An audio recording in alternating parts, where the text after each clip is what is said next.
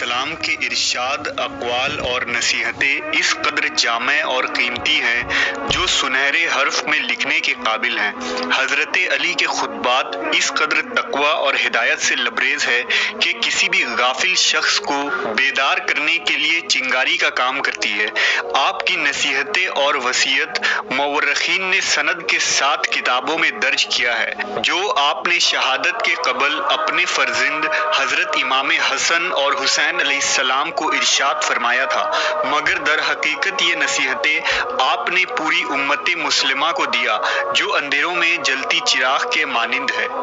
میرے بچوں، میں تمہیں اللہ سے ڈرنے کی نصیحت کرتا ہوں۔ میرے بعد تم دنیا کی محبت میں مبتلا نہ ہو جانا، کسی دنیاوی شے کے حصول میں ناکامی پر افسوس نہ کرنا، حق بات کہنا اور حق کا ساتھ دینا،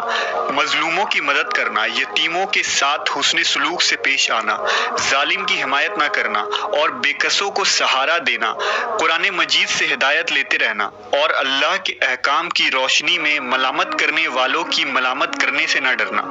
میں تم دونوں کو وصیت کرتا ہوں کہ تقوی الہی اختیار کیے رہنا، اور دنیا تمہاری کتنی ہی طلبگار ہو، تم دنیا کے طلبگار نہ بننا، اور دنیا کی جس چیز سے تمہیں محروم کر دیا جائے اس کا غم نہ کھانا۔ جو کہو حق کی حمایت میں کہو، اور جو عمل کرو اجر الہی کے لیے کرو، ظالم کی مخالفت اور مظلوموں کے مددگار رہو۔ میں تم دونوں کو، اپنی تمام اولاد کو اور اپنے کنبہ کو اور جس کے پاس بھی یہ میری تحریر پہنچے وصیت کرتا ہوں کہ اللہ کا تقوی اختیار کرنا، اپنے ہر کام میں نظم و ضبط کا خیال رکھو اور باہمی تعلقات درست رکھو، کیونکہ میں نے تمہارے نانا حضرت محمد صلی اللہ علیہ وسلم کو ارشاد فرماتے ہوئے سنا تھا کہ لوگوں کے درمیان اصلاح کرنا 1 سال نماز روزے سے افضل ہے۔